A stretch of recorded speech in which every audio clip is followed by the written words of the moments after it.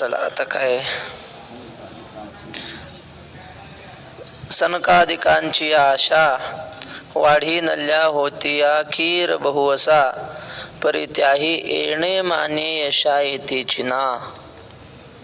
ज्ञानोबाराय चौथ्या अध्यायाच्या प्रारंभी ऐकणाऱ्या श्रोत्यांच्या भाग्याचं वर्णन करतात की अशा प्रकारची कथा ऐकायला मिळणं हे मानवी जीवनाची सार्थकता आहे, भाग्याची परमोच्च सीमा आहे. रात्री एक श्लोक वाचला.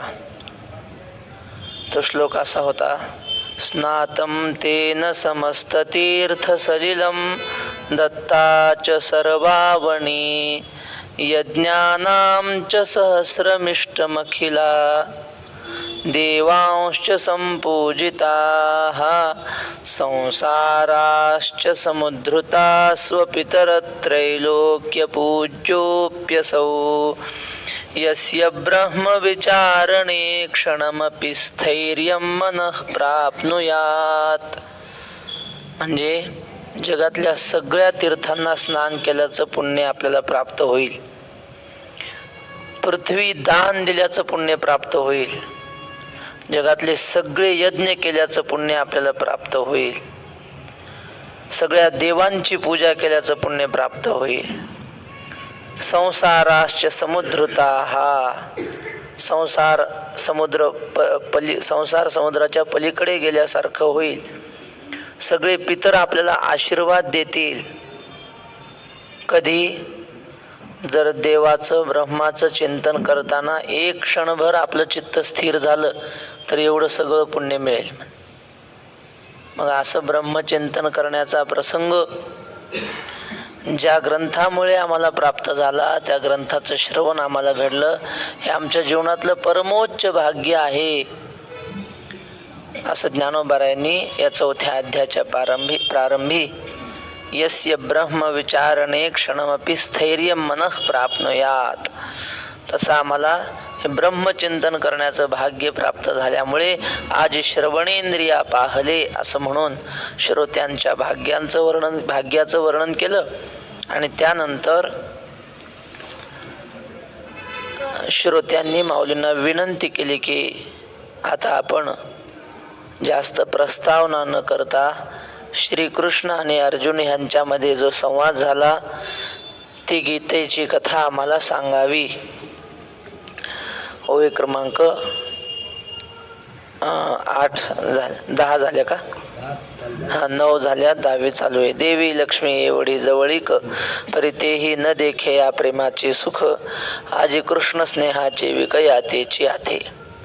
देवानं हे कोणाला सांगितलं नाही, बापाला सांगितलं नाही, भावाला सांगितलं नाही, एवढंच काय आईलाही सांगितलं नाही. आणि ते सगळं जाऊ द्या, जे कोणीच कोणाला सांगत नाही ते माणूस पत्नीला सांगत असतो गुह्य, पण ह्याने पत्नीला सुद्धा सांगितलं नाही. भ्रता राशी भार्या बोले गुज गोष्टी, तुकोबऱ्याचा अभंग आहे गाथ्यात. एकांतात ते दोघं बोलतात आणि मग ती तिच्या मनातलं सांगते आणि हा ह्याच्या मनातलं सांगतो गुपित. मग देवानं तसं तरी सांगावं का नाही? नाही सांगितलं कधीच लक्ष्मीला.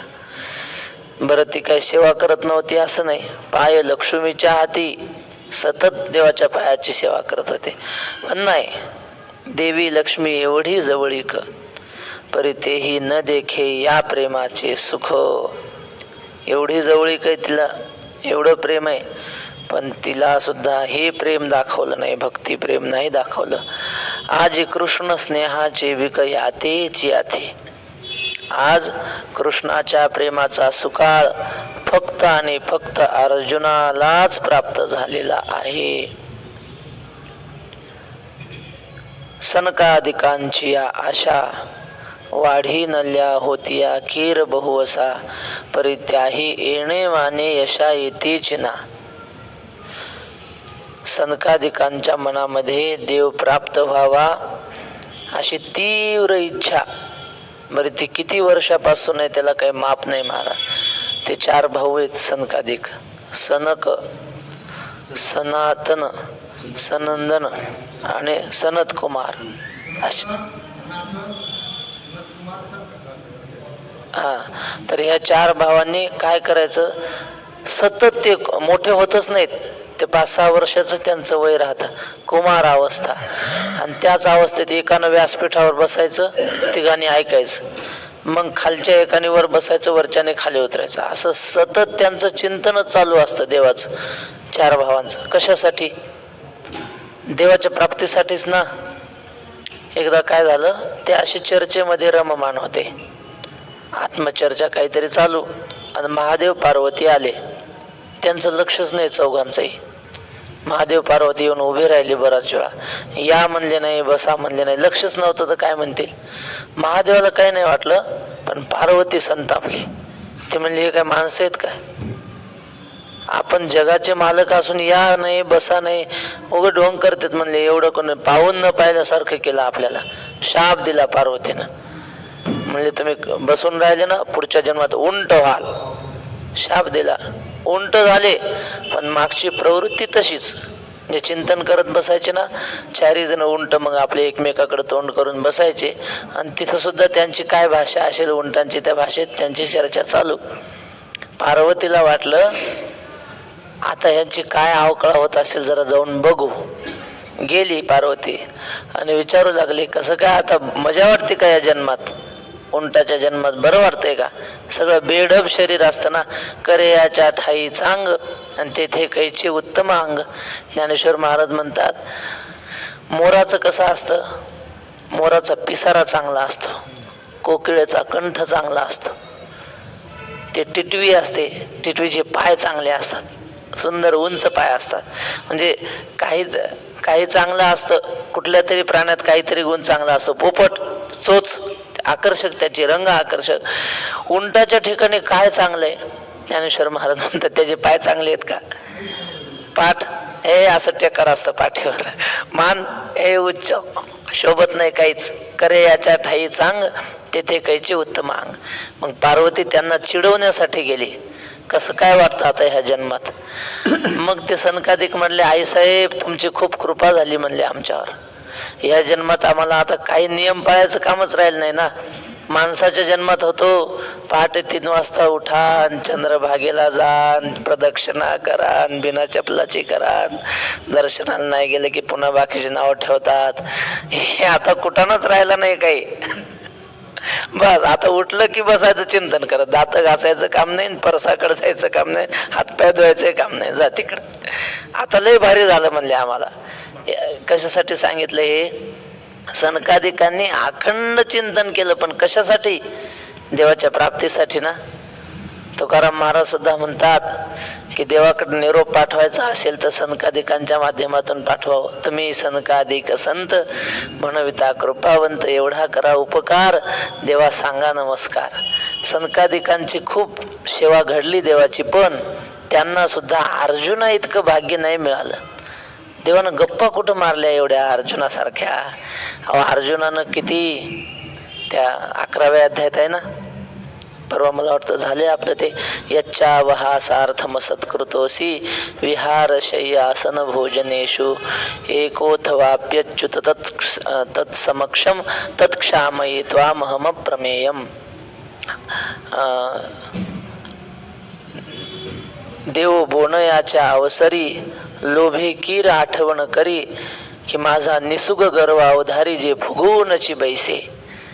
जेवणाच्या वेळेला देव आठवण करायचे, अर्जुना चल जेवायला, मी नाही येत जा. अर्जुन म्हणाले मी नाही येणार जा. 2-2 तास देवाना अर्जुनाच्या पाया पडायचं, चल बाबा चल बाबा, वाढून ठेवलंय तिकडं, जेवलेलं ताट वाढलेलं गार व्हायचं, जात नव्हता अर्जुन. बर खेळायला सुरुवात झाली की चांगते उराउरी मागो, म्हणजे काही गोष्ट आणली बाजारातून कोणी, त्यातली चांगली असलेली अर्जुनाने घ्यायची आणि खराब असलेली देवाला द्यायचं. काय देवासिकी उपदेश सांगू असं काहीतरी 11व्या अध्यायात खूप माऊलीने सुंदर त्या याच्यात सांगितलंय. सांगण्याचं तात्पर्य, देवाची या भोगायतनी खेळता आशंकना मनी, जे रिगोनिया शेनी सरिसा पहुडे. देवाचा झोपण्याचा पलंग होता, तिथं कुणी जाऊन झोपावं का दुसऱ्यानी, अर्जुन त्याच्यावर जाऊन धिंगाणा करायचा, देवाच्या पलंगावर जाऊन. पण ह्याने कधी देवानं रागवला नाही अर्जुनावर. अर्जुन म्हणतो, देवा पाया पडून बुझावणी तुझ्या ठाई शारंग पाणी पाहिजे ऐशी करणे बहु केली आम्ही. तुझ्या पायावर लोळण घ्यावं, 1000 वेळा तुझी क्षमा मागावी, एवढे तुझे अपराध केले देवा, क्षमा कर मला. पण अर्जुनाचा कधीच राग आला नाही. माऊलींनी परमोच्च एक ओळी लिहिली, म्हणजे शिखर, की तेव्हा माणसाला राग येणारच. संन्यासी होऊनी जनी चोरोनी नेली आपुले भगिनी, तुवा संन्यासी होऊनी जनी चोरोनी नेली आपुले भगिनी, परी विकल्प नुपजे म्हणे मी तो दोन्ही स्वरूप एक. अर्जुनानं देवाची बहीणच पळून नेली होती. आता राग येण्यासारखी गोष्ट आहे की नाही? पण देव म्हणला मला नाही राग आला, मला काहीच नाही वाटलं. का? मी तो दोन्ही स्वरूप एक. अर्जुनातून मी वेगळा नाहीच, नरनारायण स्वरूप आहोत आपण. देवाला राग आला नाही का? परमोच्च प्रेमाची स्थिती. अर्जुनाविषयी मनामध्ये परमप्रीती आहे, जे अतिप्रीती श्री नारायणे बोलतो असे. म्हणून जे कोणाला सांगितलं नाही ते अर्जुनाला सांगत आहे. आजी कृष्ण स्नेहाचे विकयातेची अथे सनकादिकांची आशा वाढी नल्या होती कीर बहुवसा, परी त्याही येणे माने यशा येतेची ना. या जगदीश्वराचे प्रेम येथ दिसतसे निरुपम, कैसे पार्थे येणे सर्वोत्तम पुण्य केले. या जगन्मालकाचं श्रीकृष्णाचं प्रेम इथं काही आगळं वेगळं दिसत आहे. निरुपम म्हणजे उपमा देऊन न सांगता येण्यासारखं दिसतंय. कैसे पार्थे येणे सर्वोत्तम पुण्य केले. काय केलं असेल या अर्जुनाने देवाच्या प्राप्तीसाठी? काहीतरी वेगळंच पुण्य केलंय. हो का जयाची या प्रीती अमूर्त हा आला व्यक्ती, मज एकवंकी याची स्थिती आवडतो असे. हो का जयाची या प्रीती, या अर्जुनाच्या प्रेमाने अमूर्त हा आला व्यक्ती. भगवान परमात्मा तसा अमूर्त आहे, अजोपी अजहा अपि, न जन्मणारा, आकारवान नसलेला असं त्याचं स्वरूप आहे. मग अवतार कशासाठी धारण करतो? परित्राणाय साधूनाम विनाशाय च दुष्कृताम धर्म संस्थापनार्थाय संभवामी युगे युगे. देवाचा अवतार होय, दासा सुख दैत्यावय, भूतानाम देवचरितम हि दुःखाय च सुखाय च सुखायैव हि साधूनाम सुखायैव हि साधूनाम. साधूंच्या सुखासाठी आणि दुर्जनांच्या दुःखासाठी देवाचा अवतार होतो. तर देवाला अवतार धरवणारे कोण? तर हे अर्जुनासारखे साधू. अनेक जरी साधू असले तरी अर्जुनाचं काही वेगळीकच आहे. ज्ञानोबारायांनी 13व्या अध्यायात आपल्या गुरु सेवेचं वर्णन केलंय. ज्ञानोबाराय म्हणतात, मी अशी सेवा करीन गुरूंची, गुरु बहुतांची माये, परी एकलवती होऊनी ठाये. गुरु, आमचे गुरु लय विद्यार्थ्यांची आई आहे, सगळ्यांची माय आहे आमची गुरु महाराज म्हणजे. पण मी अशी सेवा करीन की लोक म्हटले पाहिजे निवृत्तीनाथांचा शिष्य ना. तसे शिष्य खूप आहेत, पण खरा शिष्य ज्ञानदेव, असंच म्हणले पाहिजे लोक. अशी सेवा करेन. तसं म्हणले देवाचे भक्त खूप आहेत, पण अर्जुनासारखा कोणी नाही. एकवंकी याची स्थिती आवडतो असे 15व्या अध्यायात पण आहे बघा, सुरुवातीलाच की मी तान बाळ आहे निवृत्तीनाथांचा, असं माऊली म्हणतात. तर असो, तर देवाचे भक्त खूप आहेत माऊली म्हणतात, पण एकवंकी याची स्थिती आवडते असे. अर्जुनावर जे एकुलत्या एक अर्जुनावर जे प्रेम आहे ते इतर कुणावरच नाही. म्हणून अर्जुनासाठी एकट्यासाठी देवाने अवतार घेतला असं मला वाटतंय. माऊली म्हणतात, हे पहा, चातक असतो की नाही, चातक जमिनीवरचं पाणी पित नाही. म्हणजे त्याला किती तहान लागली, मरायची पाळी आली तरी नदीचं पाणी पिणार नाही कधीच चातक. तलावाचं, विहिरीचं, नाल्याचं पाणी कधीच पित नाही. कोणतं पाणी पितो तो? आकाशातून जे मेघाचा थेंब पडतो तेच पाणी पिणार. आणि जगात हे तळे नद्या भरून चालल्यात की भरले समुद्र सरिता चौकडे, फरी बापी आसी ते कोरडे, काजे मेघवणी थेंबुटा पडे ते पाणी की तया. हे किती नद्या भरून वाहू द्या, त्याच्यासाठी त्या कोरड्या आहेत चातकासाठी. हा, पाहते चातक नेगे भूमी जळ. हा तुकोबाराय म्हणतात चातक, मला वाटतं श्लोकात्मक आहे का अभंगात आहे? बर हो, पण तुकोबारांचे श्लोकात्मक 2-3 अभंग आहेत ना. तर ते चातक भूमीवरल्या पाण्याला पाहत नाही, वरून पडणाऱ्या एका थेंबासाठी. मग कधी कधी काय होतं पहा, उन्हाळ्यात पाऊस पडतो, काय पावसाळा नसतो, काही नाही. कस काय पाऊस पडतो उन्हाळ्यात? त्या मेघाला माहित असते हे मरून जाईल, त्याच्यासाठी पाऊस पडतो. हा, वरुषे उन्हाळा वा पाहते चातक नेगे भूमी जळा, आणि वरुषे उन्हाळा मेघ तया. उन्हाळ्यात सुद्धा पाऊस पडतो त्याच्यासाठी, आणि पावसाळ्यात तरी कोणासाठी पडतो? माऊली म्हणतात त्याच्यासाठीच पाडतो. पण आता मग त्याला द्यायचं तर 2 ओंजळे जास्त टाकायचे, सगळ्या जगाचंही कल्याण होतं. तसं देवाने अवतार अर्जुनासाठीच घेतला. पण मग आता चला, एक कार्यार्थ मागत्य कोटी कार्यम चकार. माऊली म्हणतात या एकट्या अर्जुनासाठी निर्गुण असलेला देव सगुण झालाय.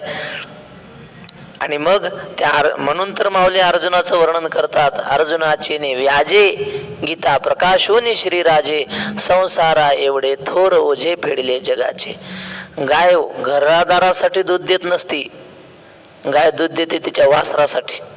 पण मग वासराच्या निमित्तानं घराचंही भागतंय, आहे की नाही? तसं अर्जुनाच्या निमित्तानं जगाचं कोडं सुटलंय. म्हणून माऊली म्हणतात का जयाची या प्रीती अमूर्त हा आला व्यक्ती, मज एक वंकी याची स्थिती आवडतो असे. एरवी हा योगी या नाडळे, वेदार्थासी नाकळे, जेथ ध्यानाचे ही डोळे पावती ना. तसं पाहिलं तर हा हजारो वर्ष तपश्चर्या करणाऱ्या योग्यांना, तपस्व्यांना सुद्धा प्राप्त होत नाही. नाडळे म्हणजे प्राप्त होत नाही. वेदार्थासी नाकळे, वेदाला सुद्धा कळत नाही. नाथ महाराज म्हणले 2 मैत्रिणी पांडुरंगाच्या दर्शनाला गेल्या, आणि मग आता दर्शन बारीला लागल्या. त्या गरुड पाराचा गरुड खांब आहे की नाही, त्या मंडपामधून बारी चालू होती. मग एक जण दुसरीला विचारू लागली, का ग हा विटेवर कस काय उभा राहिला असेल? देव का हो विटेवरी उभा उभा, सखी पुसे सखी येसी, युगे झाली 28. उभाय किला संता मोखी, अद्यापीवर कटावरी कर, भिवरातीर वाळवंटी संत सभा सभा, देव का हो विटेवरी उभा उभा. ती म्हणली का विटेवर उभा राहिला असेल हा इतक्या वर्षापासून? ती म्हणली हे बघ मला कळत नाही, पण त्या गरुड खांबाच्या जरा पुढे गेलं की वेद आहे तिथं काचात ठेवलेला, त्याला वेदाला विचारू ना आपण. दुसरी कोणीतरी होती शेजारी हुशार, ती म्हणली पुसू नका बाई, वेदाशी काही कळलेची नाही, त्याला नका विचारू, त्याला काही कळलेलं नाही. पुसू नका बाई वेदाशी काही कळलेची नाही, शेष शिणला झाल्या द्विसहस्र जिभा जिभा, देव का हो विटेवरी उभा उभा. वेदालाही कळलं नाही, मग वेदाने तर वर्णन केलंय, अतद्व्यावृत्तीने वर्णन केलंय. न इति न इति, असा नाही असा नाही म्हणून वर्णन केलंय. महात्मे सांगतात जुने लोक, ते नवीन नांदायला गेलेली स्त्री असते, ती पहिल्यांदा जेव्हा परत माहेरी येते तेव्हा तिच्या मैत्रिणी तिला विचारतात का ग तुझा पती कोण आहे? मग तो दूर बसलेला असतो लोकांमध्ये. मग या मैत्रिणी म्हणतात तो पांढऱ्या टोपीवाला तो आहे का तुझा पती? ती म्हणते नाही नाही ते नाहीत. बर तो सावळ्या रंगाचा दिसतो तो आहे का? ती म्हणते तो नाही. बर तो चष्मा घातलेला खाली पाहतोय तो आहे का? ती म्हणते तो नाही. बर आणि जेव्हा तिच्या पतीकडे बोट करतात, हा तो कुरळ्या केसाचा दिसतो तो आहे का? मग ती होय म्हणत नाही, नाही म्हणत नाही, नुसती अशी लाजून खाली मान घालते. मग तिनं सांगितलं का हा पती आहे माझा? नाही. माऊली म्हणतात जैसे न सांगणे वरी बाळापतीशी रूप करी, बोल निमालेपणे विवरी अचर्चा. ते न बोलता सांगते की हा पती आहे, सांगत नाही तोंडाने पण सुचवते हा माझा पती आहे. तसं वेदाने देवाचं वर्णन केलंय पण बोलून नाही. न इति हा नाही हा नाही हा नाही असं सांगून याला म्हणतात अतद्व्यावृत्ती, म्हणजे वेदाला सुद्धा पाहिजे तसा तो कळलेला नाही असं माऊली म्हणतात. वेदार्थासी ना कळे जेथ ध्यानाची ही डोळे पावती ना. ध्यानाने काय होत नाही तुम्ही पहा. आता सॅटेलाइटने आकाशगंगेचे फोटो काढलेले आहेत. कोणता ग्रह कसा फिरतो, कोणत्या ग्रहाचा कसा रंग आहे, आकाशगंगे किती तारे आहेत, आकाशगंगेचं सगळं वर्णन आता या उपग्रहाद्वारे फोटो काढून आपल्याला पाहता येतं. पण हे लाखो वर्षापूर्वी वेदात लिहिलेलं आहे आकाशगंगा कशी आहे, कोणता तारा कुठे आहे, कोणत्या ताऱ्याचा रंग कसा आहे, किती वर्षानंतर किती दिवसांनी ग्रहण येणार आहे आपल्या पंचांगात आहे ना. एका कॅम्प्युटरने सांगितलंय का आपल्याला ग्रहण हजारो वर्षानंतर ग्रहण किती वाजता लागणार हे आपलं पंचांग शास्त्र सांगते. कशामुळं हे चंद्र कसा आहे, त्याचं आकारमान किती आहे, सूर्यापासून त्याचं किती अंतर आहे, आपल्या सगळ्या पुराणांमध्ये लिहिलेलं आहे ह्या गोष्टी. हे कशामुळं तर त्या शास्त्रज्ञ लोक सांगतात त्या एका ऋषीमुनींनी एका ग्रहाचं संशोधन करण्यासाठी आपलं पूर्ण आयुष्य खर्ची घातलेलं आहे. चंद्राचं ज्ञान मिळवायचं ना, चंद्र केवढा आहे काय, रोज त्या चंद्राकडेच पाहत राहायचं. किती वाजता उगवला, आज त्याचा आकार किती मोठा झाला, सतत त्याचं ध्यानच, त्याला ध्यासच द्यायचा त्याचा. आणि मग त्या ग्रहाचे पूर्ण गुणधर्म आत्मसात होतात ध्यानाने. करोडो किलोमीटर जरी लांब असला ना, ध्यानाने त्याचं पूर्ण आपल्याला लक्षण आत्मसात करता येतं. ही ध्यानाची शक्ती आहे. ध्यानाने काय होत नाही, ध्यानाने सर्व काही करता येतं. तुकाराम महाराज म्हणतात ना की ती आळी असते पण त्या तुका म्हणे आळी जीवी नुरेची वेगळी, ध्यानाने तद्रूप होता येतं एवढी ध्यानाची शक्ती आहे. पण तरी सुद्धा ध्यानाची ही डोळे पावती ना, त्या ध्यानाने सुद्धा देव कळणं कठीण आहे. तो हा निज स्वरूप अनादि निष्कंप परी कवणे माने सकृप जाहला आहे. तो हा ब्रह्मरूप असलेला देव अनादि म्हणजे त्याला जन्मरहित, आधी सांगता येत नाही असा आपली जन्मतारीख आहे. आणि त्यामुळं लोक वाढदिवस करायला लागले अलीकडे. हे वारकरी संप्रदायात नव्हतं महाराज.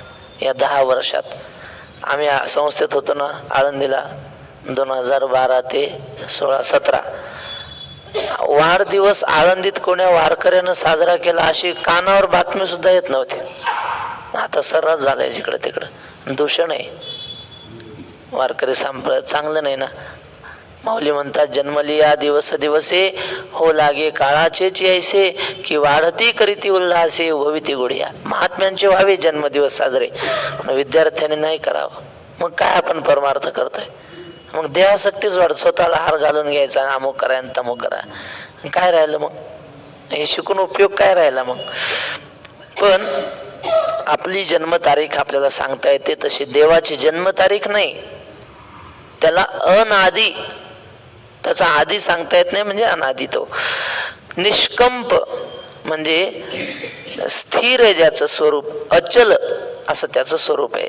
परी कवणे माने सकृप जाहला आहे. पण कस काय अर्जुनासाठी एवढा कृपावंत झाला काही कळत नाही. किंवा किती हा अर्जुनासाठी कृपावंत झाला असं उद्गारवाचक घ्यायचं. काही ठिकाणी प्रश्नार्थक जरी वाक्य असलं तरी त्याचा अर्थ प्रश्नार्थक नसतो. वाह काय सुंदर गायन केलं हो, हा काय प्रश्न आहे का? काय शब्द आहे म्हणजे काय प्रश्न थोडाच आहे, हा उद्गारवाचक आहे. म्हणून या ओळीच्या पुढे प्रश्नचिन्ह नसावं. ज्या प्रश्नाला उत्तराची अपेक्षा आहे त्याच्या पुढे प्रश्नचिन्ह असतं. काय सुंदर जेवण झालं हा प्रश्न नाहीये, हा उद्गारवाचक वाक्य आहे. त्यामुळे त्याच्या या ओळीच्या पुढे प्रश्नचिन्ह नाही, उद्गारवाचक. तुमच्यात कसं काय नाही ना? कवने माने सकृप झाला आहे, तुमच्यात आहे का? नाही.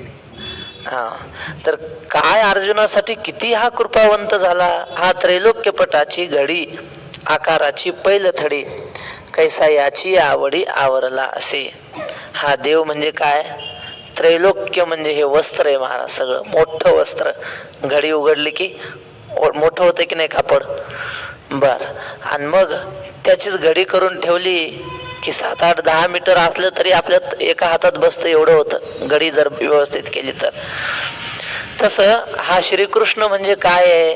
हा त्रैलोक्यरूपी वस्त्राची बारीक केलेली घडी म्हणजे श्रीकृष्ण आहे. त्रैलोक्य पटाची घडी, आकाराची पैलथडी, स्थूल सूक्ष्म आकाराचं पैल तीर आहे. आकाराच्या पलीकडे म्हणजे दिसणाऱ्या जगाचा अधिष्ठान आहे, न दिसणारा. या उपाधी माझी गुप्त, चैतन्य असे सर्वगत, ते तत्वज्ञ संत स्वीकारिती. असा या उपाधीच्या आत असलेला, पलीकडे असलेला हा श्रीकृष्ण आहे. कैसा याची आवडी आवरला असे. कसा या अर्जुनाच्या आवडीच्या स्वाधीन झाला, मूर्त स्वरूप अथवा लहानसा झाला अर्जुनाच्या आवडीप्रमाणे. श्री भगवानुवाच इमं विवस्वते योगं प्रोक्तवानहमव्ययम् विवस्वान्मनवे प्राह मनुरिक्ष्वाकवे ब्रवीत्. इमं एक, अव्ययम दोन, योगम तीन, अहम चार, नह मैकीने नह त्याच्या चार नवर, पुन्हा विवस्वते पाच, प्रोक्तवान सहा, विवस्वान खालच्या ओळीला सात आकडा सरळच आहे खालची ओळ. इमम अव्ययम योगम अहम विवस्वते प्रोक्तवान. हा अव्यय म्हणजे अविनाशी ब्रह्मयोग मी विवस्वते म्हणजे सूर्याला सांगितला. आणि मग विवस्वान मनवे प्राह, सूर्याने मनुला सांगितला, मनुने इक्ष्वाकुला सांगितला. मनु विवस्वान मनवे प्राह, प्राह म्हणजे सांगितला, मनु इक्ष्वाकवे अब्रवीत, अब्रवीत म्हणजे सांगता झाला. सरळ अर्थ काय? मी सूर्याला सांगितला, सूर्याने मनुला सांगितला, म्हणूने इक्ष्वाकुला सांगितला. मग देव म्हणे पंडुसुता, हाच योग आम्ही विवस्वता, कथिला परिते वार्ता बहुता दिवसांची. देव म्हटले अर्जुना, हा जो योग आहे ना, कर्मयोग व सांख्य योग, हा योग आम्ही विवस्वान म्हणजे सूर्याला सांगितला. परिते वार्ता बहुता दिवसांची, पण ही गोष्ट फार वर्षापूर्वीची, खूप जुनी गोष्ट आहे. मग तेणे विवस्वते रवी, हे योगस्थिती आघवी, निरूपली बरवी मनोप्रती. मग त्या विवस्वान रवीने म्हणजे सूर्याने हे योगस्थिती म्हणजे हा कर्मयोग ज्ञानयोग मनुप्रती म्हणजे मनुराजाला सांगितले. मनोने आपण अनुष्ठिली, मग इक्ष्वाकुवा उपदेशिली, ऐशी परंपरा विस्तारिली आद्य हेगा. मनूने त्याचं आचरण केलं जन्मात, नुसते सांगितली नाही. म्हणून मनुस्मृती आपण म्हणतो. आपल्या धर्माची राज्यघटना आहे जुनी, आता आली राज्यघटना. त्याआधी देश आपला भारत कशावर चालू होता? मनुस्मृतीच्या नियमावर. लोक म्हणतात मनुस्मृतीने अन्याय केला काही लोकांवर. अन्याय नाही महाराज, ज्याला ज्याची योग्यता असेल त्याप्रमाणे सांगितलं. तुम्ही पहा, मनुस्मृतीतला श्लोक सांगतो, यत्र नार्यस्तु पूज्यन्ते रमन्ते तत्र देवता, यत्र तास्तु न पूज्यन्ते सर्वास्तत्र अफलाः क्रियाः. ज्या घरामध्ये महिलांची पूजा केली जाते त्या घरामध्ये सगळे देव आनंदाने राहतात. म्हणजे महिलांचा सन्मान ज्या घरात होतो तिथं. आणि ज्या घरामध्ये महिलांचा अपमान होतो, महिलांना मारझोड केली जाते, त्या घरामध्ये किती मोठं सत्कर्म करा, तिळभरही पुण्य राहत नाही त्या घरात. असं मनू महाराजांनी मनुस्मृतीत लिहिलं. अन्याय का स्त्रियांवर?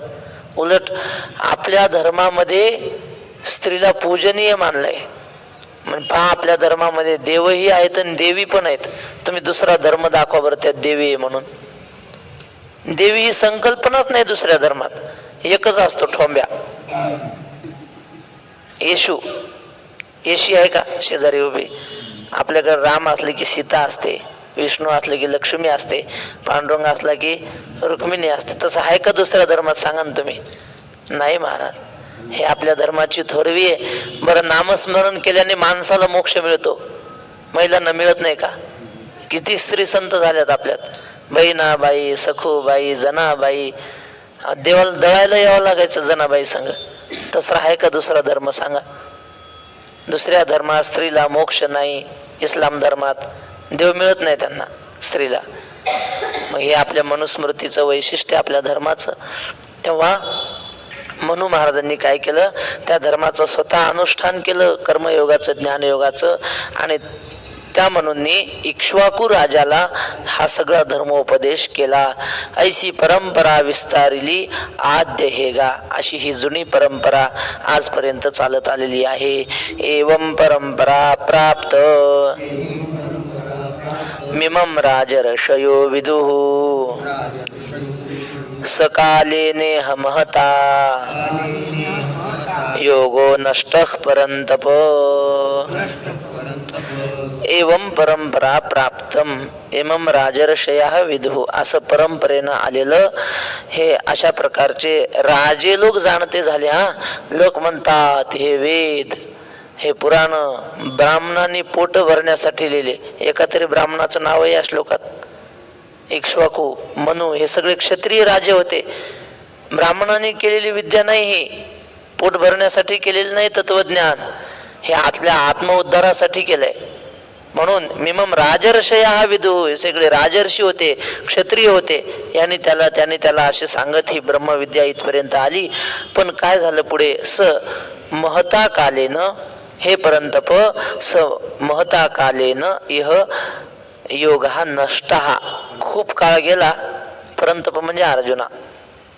हे अर्जुना खूप काळ गेल्यामुळं मध्यंतरी अधिष्ठातॄणाम कामोद्भवात योग हा नष्ट इव जाता, आचार्यांनी भाष्यात लिहिले. अनुष्ठान करणाऱ्या लोकांच्या मनात काम उत्पत्ती झाल्यामुळं हा योग नष्ट झाल्यासारखा झाला. संपला नाही, संप्रदाय रहित झाला. जरा परंपरा थांबली मधीच, संपला नाही. जमिनीच्या त्या झरा असतो आणि कालांतराने त्याच्यावर माती आली की मग ते जरा बुजल्यासारखं होतं. जरा कायमचा संपत नाही, पुन्हा माती उकरली की पाणी सुरूच होतंय. पण जरा झाकलं गेलं ते तत्वज्ञान. आता माऊली किती छान लिहितात बघा. मग आणि काही या योगाते राजर्षी जाहले जाणते, परी तेथोनी आता सांप्रते नेणे जे कोणी. मग या कर्मयोगाला, ज्ञानयोगाला राजर्षी लोक जाणते झाले. परी तेथून आता सांप्रते नेणे जे कोणी. पण तिथून आतापर्यंत जरा कोणी मध्ये जाणलं नाही, त्या योगाचं अनुष्ठान कोणी केलं नाही. जे प्राणी या कामी भरू. कशामुळे झालं हे असं? जे प्राणी या कामी भरू देहाची वरी आदरू, म्हणून पडिला विसरू आत्मबोधाचा. जे लोकांना काय झालं, कामी भरू, विषयावर मोठेपणा जास्त वाटू लागला. जास्तीत जास्त विषय मिळवण्यामध्ये लोक मोठेपणा मानू लागले. देहाची वरी आदरू, देहाविषयीच मनामध्ये आदर निर्माण झाला. देवाविषयी व्हायला पाहिजे, देहाचे चोचले पुरवण्यामध्ये. आटोनी वेटोनी बांधिला मुंडासा फिरतसे मैसा जनामध्ये.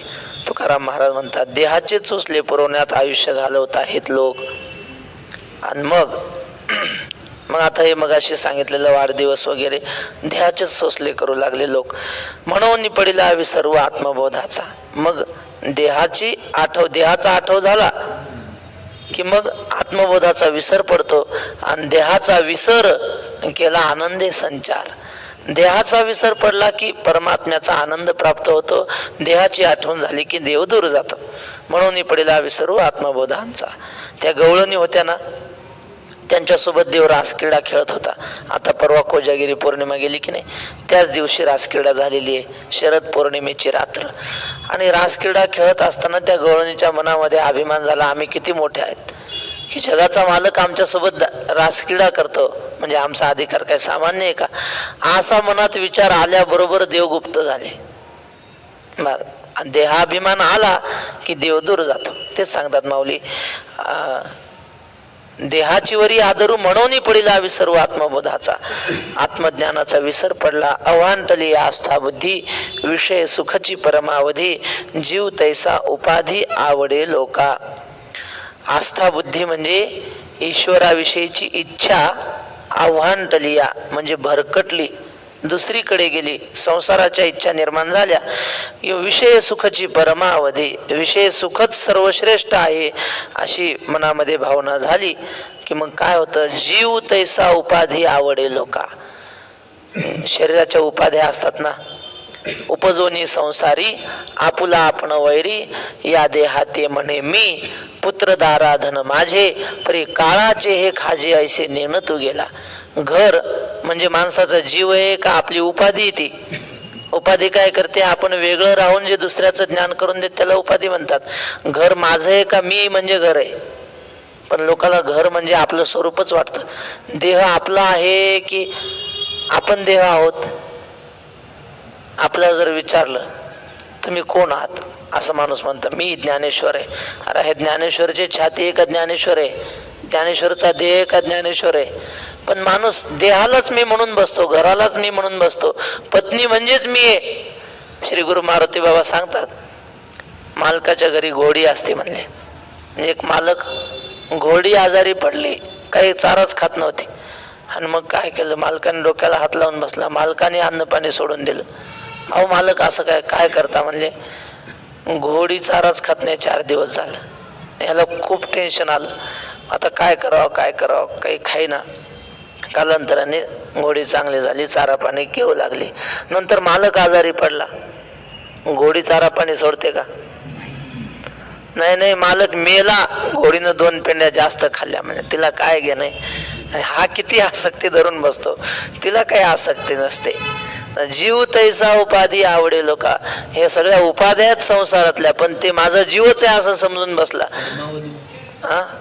परमावधी म्हणजे सर्वश्रेष्ठ अवस्था, मिळवण्यासारखं दुसरं काहीच नाही. विषय सुखाची परमावधी, विषय सुखच मिळवण्यासारखं आहे. जीवनाची सार्थकता विषय सुखातच आहे असं समजून जीव तैसा उपाधी आवडे लोका, या उपाध्यांना आपला जीवच समजून तसं वागतो. त्यामुळं आत्मज्ञान दूर गेलं. राहिलेला विषय आता माऊलीने खूप मजेदार पुढं ओव्या लिहिल्यात. माऊलीने ज्ञानेश्वरीत सुद्धा विनोद कसा असतो ते पुढं आता उद्याच्या ओव्यामध्ये आपण पाहू. नाही ते उद्या. हा ओरी. हा, प्राण्यांना विषय कामी भरू म्हणजे विषयाविषयी जास्त मनामध्ये आवड निर्माण झाली. आदराने ते काम करत राहते देहावर. नाही नाही, देहाविषयीच आदर मनात निर्माण झाला, देवाविषयी आदर नाही, देहाविषयी आदर निर्माण झाला. आता सहज तुम्ही काढलं म्हणून सांगतो. एक जोगा परमानंद म्हणून आपल्या संत मालिकेमध्ये होऊन गेले आहे ना, अभंगात आहे जोगा परमानंदाचं वर्ण. तो हा जोगा परमानंद, तर त्या जोगा परमानंदांचं असं होतं, रोज देवाला 1000 दंडवत घालायचे. देवाच्या समोर उभं राहायचं, असं दंडवत घालायचा, पुन्हा उभं राहायचं, पुन्हा दंडवत घालायचं, पुन्हा उभं राहायचं, असं किती 1000 दंडवत रोज देवाला घालायचे, असा त्यांचा नियम. मग असं दसरा म्हणा काही दिवाळीसारखा सण आला, नवे कपडे आणले घरच्यांनी. म्हणले बाबा आज हे नवे कपडे घाला. ते म्हणले अरे नाही मला ते दंडवत घाल. ते काही नाही म्हणले, नवे कपडे घाला. मग घातले नवीन कपडे. मग रोजच्या सारखे दंडवत घालायला आले, पण मग कपडे मळतील म्हणून जरा दमाने असा दतर खाऊन असं मग मळले का पुन्हा झाडायचे, पुन्हा दंडवत घालायचं, पुन्हा मळले का झाडायचे. पण मग ते वेळ जास्त गेला ना, रोज होतं सकाळी 6 ते 7 किंवा 6 ते 8 या 2 तासात व्हायचं त्यांचं काम. पण 10 वाजले तरी 100 म्हणजे 1000चा आकडा झालाच नाही, 400-500 झाले. त्यांनी विचार केला आज आपला नियम चुकला म्हणले, आपण योग्य वेळेत आपले दंडवत पूर्ण करू शकलो नाही ना, आणि कशामुळं, या कपड्यामुळं ना. मग आज आपण आपल्याला शिक्षा करून घ्यायची. त्यांनी 2 बैल बोलवले, एका गड्याला सांगितलं या बैलाच्या खांद्यावर जू बांधलं. त्याने त्या जुवाला दोरी बांधली, ती आपल्या पायाला बांधली आणि सांगितलं या बैलाच्या पाठीवर चाबूक ओढ, फटके मार. ते बैल पळायला लागले. महाराज यांच्या पायाला दोरी बांधलेली होती, शिक्षा करून घेतली स्वतःच्या देहाला. ते बैल पळाले, मग काय अंगाची कातडी निघू लागली, पडू लागले, खूप रक्तबंबाळ झाले. देव आले, त्या बैलांना थांबवलं, ह्यांचं शरीर सगळं हात फिरवला, यांच्या शरीरावर व्यवस्थित केलं. पण ह्यांची भक्तीचा खंड कशामुळं झाला, भक्तीचं विघ्न कशामुळं झालं, देहाची वरी आदरू. हा, उपाधीविषयी देहाविषयी आदर केला की देव दूर जाणार. म्हणून माऊली म्हणतात देहाची वरी आदरू म्हणून पडिला विसरू आत्मबोधाचा पुंडलिक. जीव तैसा उपाधी आवडेल लोक. हो शरीर उपाधी मानते हे बरोबर आहे. हां जीव कशी काय उपाधी मानते? नाही नाही नाही नाही आता तुम्हाला सगळ्यात जास्त माणसाला काय आवडतं सांगा बरं. डॉक्टरने सांगितलं समजा हाताला जखम झाली गँग्रीन होईन हात तोडावा लागेल माणसं म्हणतात खुशाल तोडा पण मी वाचलो पाहिजे. पायाला जखम झाली पाय तोडावा लागेल तोडा म्हणतात. कशासाठी? जीवासाठी. जीव वाचला पाहिजे बाकी काही हो. उपाधी नाही म्हणतात. नाही नाही नाही ऐका ना मी अजून पूर्ण करू द्या मला. जीवाविषयी माणसाच्या मनात किती प्रेम असतं? सगळ्यात जास्त प्रेम जीवाविषयी असतं आहे की नाही. मग आता जीवावर जेवढं प्रेम आहे ना तेवढं उपाधीविषयी प्रेम निर्माण होतं असं माऊली म्हणतात. आता घर म्हणजे काय आपलं स्वरूप आहे का? पण जीवासारखं घर आवडतं. पत्नी म्हणजे आपलं स्वरूप आहे का? पण जीवासारखी पत्नी आवडते. याला म्हणतात जीव तैसा उपाधी आवडेल. उपाधी म्हणजे हे पत्नी घरदार मुलं बाळ उपाधी झाली. हा हे जीवासारखे आवडतात. असं जीव तैसा उपाधी आवडेल लोका असं आहे ते. पुंडलिक वरदा हरी विठ्ठल श्री देव